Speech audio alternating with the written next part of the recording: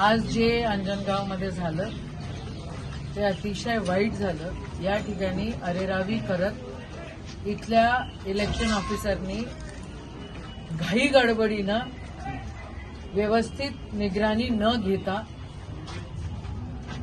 इलेक्शनचा निकाल दिला। हे लोकशाहीचा गळा घोटणं आहे।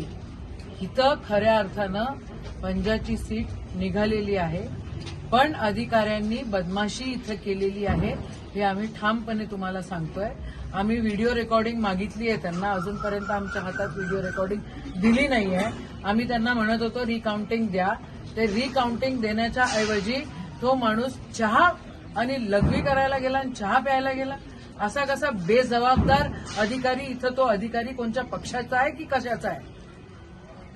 या गोष्टी आम्ही कटाक्षानं सांगतोय की इथं लोकशाहीचा गळा घोटलेला आहे। इथं पंजाची सीट निघालेली आहे आणि आम्ही कोर्टामध्ये या सगळ्या गोष्टींसाठी जातो।